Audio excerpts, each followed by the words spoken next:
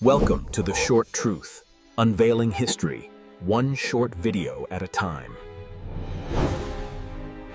வரலாறு நமக்கு பல மன்னர்களின் கதைகளை சொல்கிறது. சிலர் வெற்றிக்காக நினைவில் இருக்கிறார்கள், சிலர் போருக்காக நினைவில் இருக்கிறார்கள். ஆனால் ஒரு மன்னன், அவன் மாற்றத்திற்காக நினைவில் இருக்கிறான். அவன் ஒரு காலத்தில் மிகக் கொடூரமானவன். அவன் பெயர் கேட்டாலே மக்கள் நடுங்கினார்கள். அவன் கையில் வாள் இருந்தது. அவன் மனதில் இரக்கமில்லை. ஆனால் ஒரு நாள், ஒரே ஒரு நாள், ஒரே ஒரு காட்சி அந்த மன்னனை முழுவதும் மாற்றிவிட்டது. சண்டாசோகர் தர்மாசோகர் ஆனார். கிமு 304 மௌரிய பேரரசின் அரண்மனையில் ஒரு குழந்தை பிறந்தது. அவனுக்கு பெயர் வைத்தார்கள் அசோகர்.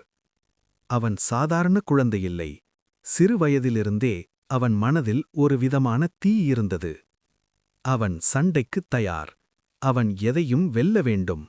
அவன் தைரியம் மற்றவர்களுக்கு பயமாக இருந்தது. அவன் கோபம் அவரை விலக்கி வைத்தது.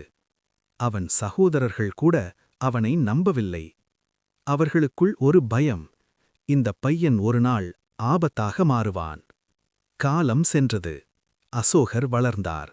அவர் போரில் சிறந்தார். அவர் எதிரிகளை வென்றார். ஆனால் அவரின் மனம் இன்னும் கடினமாகிக் கொண்டே இருந்தது. ஒரு நாள் மன்னன் பிந்துசாரர் இறந்தார். அரியணை காலியாகியது. அதற்காக ஆரம்பமானது ஒரு கொடிய போட்டி. அது சாதாரண போட்டியில்லை. அது இரத்தம் கசியும் அதிகாரத்திற்கான போர். அசோகர் அவரின் சகோதரர்களுக்கு எதிராக நின்றார். வரலாறு சொல்கிறது, அவர் பலரை கொன்றார். அவர் எதையும் விட்டுக் கொடுக்கவில்லை. இறுதியில் அவர் வென்றார். அவர் மன்னனானார். ஆனால் அவர் உள்ளே மனிதனில்லை, ஒரு போராளி மட்டுமே இருந்தான். அசோகர் மன்னனான பிறகு அவரின் பேரரசு வளர ஆரம்பித்தது. ஆனால் அவரின் கொடூரமும் வளர்ந்தது. அவர் எதிரிகளை மன்னிக்கவில்லை. அவர் இரக்கத்தை காட்டவில்லை. அவர் நினைத்தது ஒன்றுதான், நான் உலகத்தை வெல்ல வேண்டும். அவரின் பெயர் மெல்ல மெல்ல ஒரு பயத்தின் அடையாளமாக மாறியது, சண்டாசோகர். ஆனால் அவருக்கு இன்னும் ஒரு ஆசை இருந்தது. அது கலிங்கத்தை கைப்பற்ற வேண்டும்.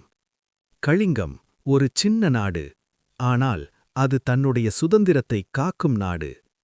அவர்கள் சரணடையவில்லை. அவர்கள் போராட முடிவு செய்தார்கள். அசோகர் அவரின் மிகப்பெரிய படையுடன் கலிங்கத்தை நோக்கி நடந்தார்.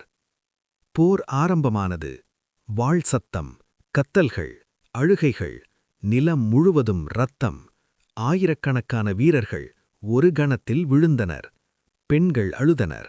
குழந்தைகள் ஓடினார்கள். அந்த நாள் மனிதநேயம் தோற்றது. அசோகர் அந்த போரில் வென்றார்.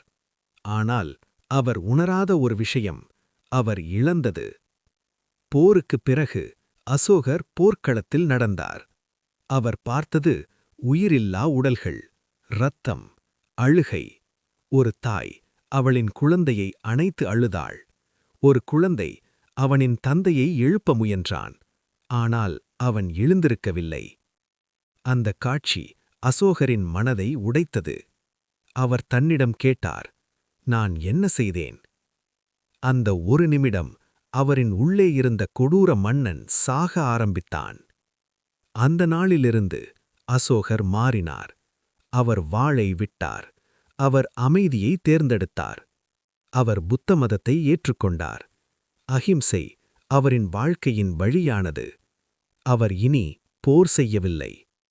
அவர் மக்கள் நலனுக்காக அரசை நடத்தினார். அவர் சாலைகள் கட்டினார். மருத்துவமனைகள் கட்டினார். அவர் கல்வெட்டுகள் மூலம் அமைதியின் செய்தியை பரப்பினார். அவர் உலகத்தை வெல்லவில்லை. அவர் இதயங்களை வென்றார். அசோகர் நமக்கு ஒரு விஷயம் சொல்லி செல்கிறார். ஒரு மனிதன் எவ்வளவு கொடூரமாக இருந்தாலும் ஒரு உண்மை, ஒரு தருணம் அவரை முழுவதும் மாற்றிவிடும். வெற்றி வாளில் இல்லை, அது நம்ம மனசில் இருக்கிறது. இந்த வீடியோ உங்களுக்கு பிடித்திருந்தால் லைக் பண்ணுங்க, ஷேர் பண்ணுங்க, சப்ஸ்கிரைப் பண்ண மறக்காதீங்க. நன்றி.